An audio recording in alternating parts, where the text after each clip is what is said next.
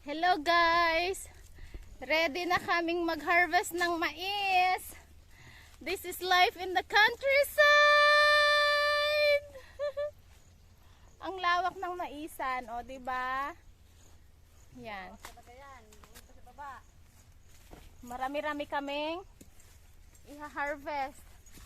Tapos bawat puno, yan. Pipiliin lang natin yung tuyo. So, ganito. Yan. Ganyan mag-harvest. Duduklatin mo yon. Ito.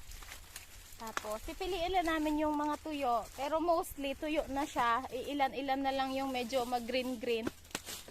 So, dahil malapad-lapad yung iha-harvest namin, magsisimula na kami now na.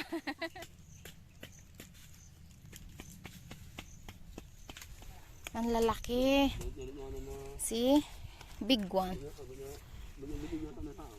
It's all ready to harvest. Wow. Wow. Oh my gosh. Ayan. Ito yung, thank you. Ito yung gagamitin pang, anong tawag doon? Duklat. Pang duklat. Para mabuksan mo yung bunga ng mais. Ayan. Ayan. First time ko yata mag-ano ng mais ngayon. Mag ganito. Oo nga. Ooh! Tapos ilalagay natin to sa sako. Next. Ito pa. Ayan. Ang ganda!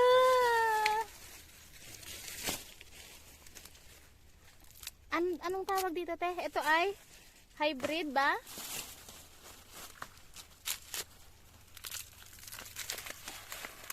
Wow! Nakakatuwa!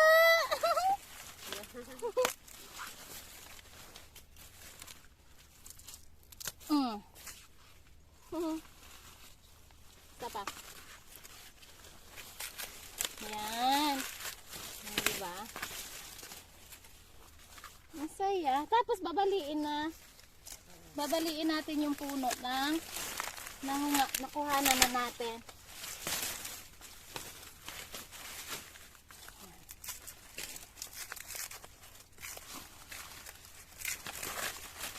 Wow, ang ganda nito. Oh, ang laki.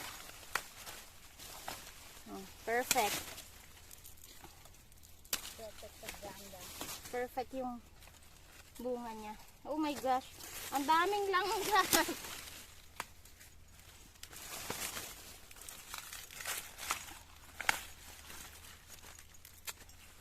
Ang ganda. Ha? Bagay. Ha? Hilaw pa? Ano dahil?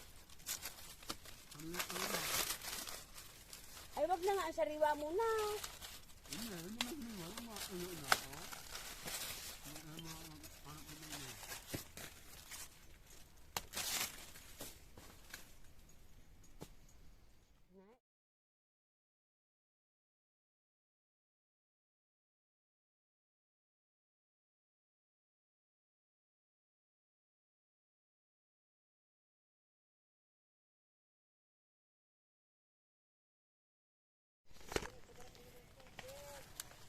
Okay guys, update. We are almost finished and it's currently 4:30 in the afternoon. We're halfway through. Tagdan ka ba?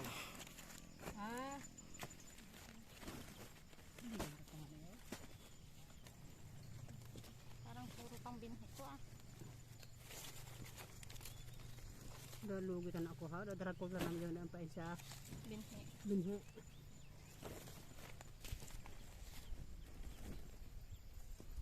Duro sa gali, yeah. Sir, sarap maan nga. Inyo saan inyo be? Yun, bago ito. Aw. Ito. Yan, inyo pa yan o. Siguro. Hindi. Yan o. Ah,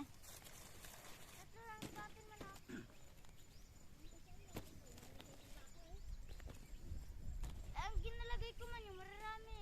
Oo. Tulad na, ginapuno ko. tama kay kuya nga ito.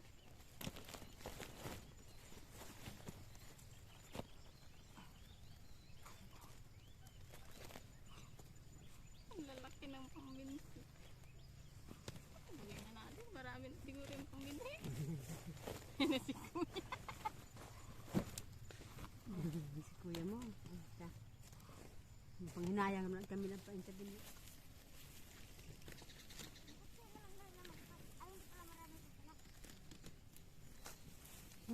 Chicago.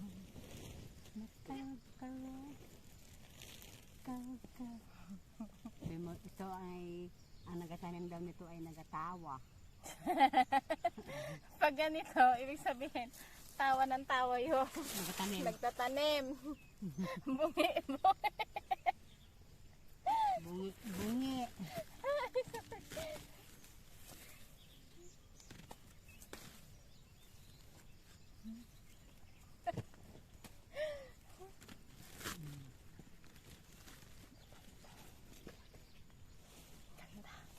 Pangbinhi. Kumuha kami ng mga pangbinhi. Yung pinaka first class. Wow, first class. Ano, may third class pa. Ganda.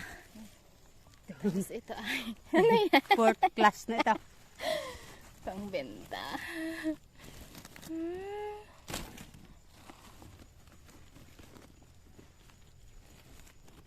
We finished harvesting all the corns, and there are some that are still standing because those are not fully dried.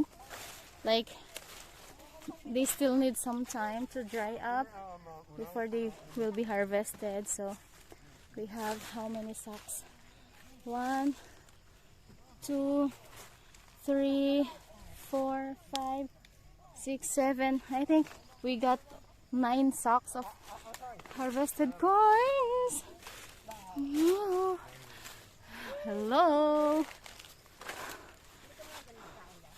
Okay, the rescue came. Okay guys, it's sunset and we almost done with collecting all the corns, and then we will take it to the treasure, and then equals money. Yun yung pinakamasarap. Money. Ay, motor na dyan ha. Dito galing yun. And then there is also rice field over there. And then after this, they will plant again for the second crop. So that would be November. And then November, December, January, February. Kanina yan. Atin to kanina. Oo, mayroon pa ditong nakatago. Oh, ang ganda. First class.